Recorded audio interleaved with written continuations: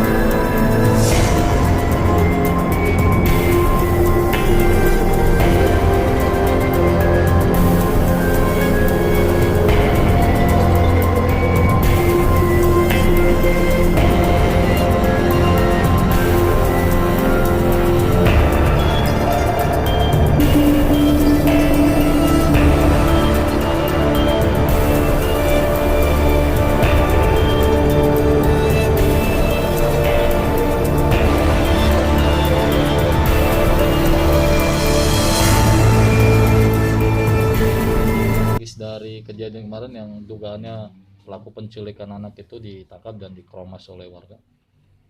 Baik, rekan media, memang kemarin itu ada kejadian laporan dari warga bahwa pada hari Senin itu ada kejadian semacam penculikan, diduga penculikan.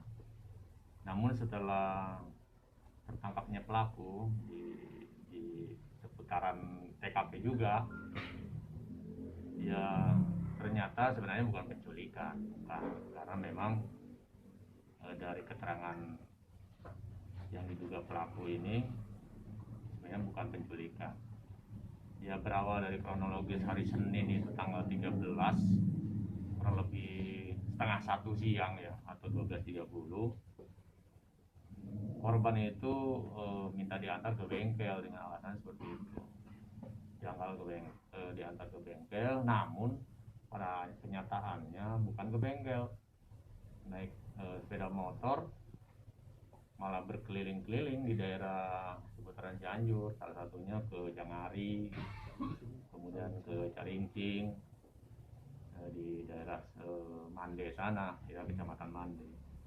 Kemudian keluarga merasa kehilangan, kemudian warga menganggap itu penculikan.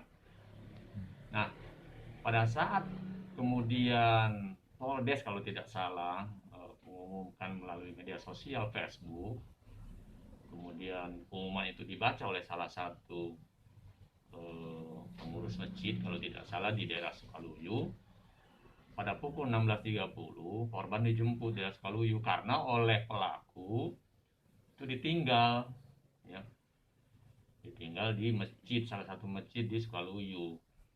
Nah, pada saat dijemput alhamdulillah korban yang diduga diculik atau bahkan dibawa itu, saya walaupun bukan diculik ya, tapi diduga diculik, dapat dijemput oleh keluarganya.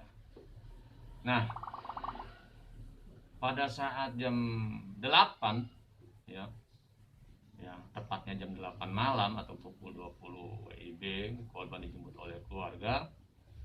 Alhamdulillah hari Selasa tanggal 14 Juli kurang lebih pukul 09, pelaku toko datang lagi ke kampung itu.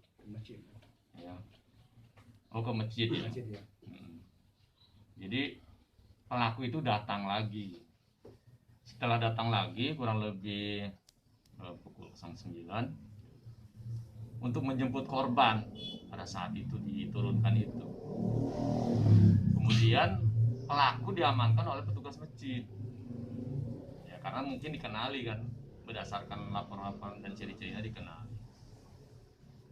Akhirnya pelaku itu dibawa ke desa, diamankan oleh warga. Nah, karena warga mungkin merasa emosi, kemudian terprovokasi oleh beberapa orang yang menyebarkan berita ada penculikan, akhirnya ya namanya juga warga ya terpancing, akhirnya sedikit ada anarkis. Tapi alhamdulillah kemarin pada kurang lebih pukul 2 atau 14 ya, pukul 2 siang, saya dorong Kanit Sabara dengan Kanit Reskrim dan beberapa anggota untuk mengamankan tersangka. Kita amankan, alhamdulillah tersangka aman, baik-baik. Saat ini pelaku masih kita dalami, sekalian kami juga koordinasi dengan ahli jiwa, karena ada kabar atau ada informasi dari beberapa saksi, salah satunya adalah ketua RW, kemudian warga di sana, bahwa pelaku diduga memang ada kelainan jiwa sejak kecil, sejak SMP, memang sempat sekolah SMP Pak ya. Waktu sekolah itu memang ada sedikit kelainan jiwa. Nah ini kita akan dalami, kita akan koordinasi dengan dari ahli, yakni ahli jiwa, karena yang berhak menentukan dia sakit jiwa atau tidak normal itu ada ahli. Nanti Polri akan melakukan proses hukum setelah ada keterangan langsung dari ahli bahwa yang bersangkutan memang ada kelainan jiwa. Kalau memang terjadi atau memang ada kelainan jiwa, tentunya sesuai dengan pasal 44 KUHP, ya batal demi hukum. Masyarakat juga harus memahami itu. Ya. Kemudian kalau saat diajak bicara itu pelaku sendiri gimana? Apakah dia nyambung di jangan pertanyaan atau gimana? Dalam pemeriksaan awal yang dilakukan oleh penyidik kami, ya, oleh Kanit Reskrim dan anggotanya, yang bersangkutan memang dari keterangannya sedikit melenceng dari pertanyaan, tidak fokus, sering tertawa sendiri, sering tidak nyambung lah, ya, tidak nyambung. Namun polisi tetap tidak underestimate, tidak menyepelekan ini, jangan sampai juga pelaku pura-pura gila. Makanya dari itu kita nanti menunggu hasil dari pemeriksaan oleh ahli jiwa. Kalau dari kondisi korban sendiri kemarin, apakah dia sempat dianiaya atau diperlakukan ada yang perlakukan aneh gitu oleh Ya, pelaku? udah kita secara kasar-kasar dilihat, kemudian tidak terlalu parah ya sedikit. Enggak, kalau dari si korban waktu dibawa si pelaku apakah pernah mendapatkan perlakuan yang buruk gitu? Enggak, korban dibawa keliling-keliling, tidak ada bekas apakah dia ada kekerasan seksual atau fisik, tidak ada. Korban hanya mungkin tidak diberi makan aja seharian. Aji Wijaya Bela Negara melaporkan.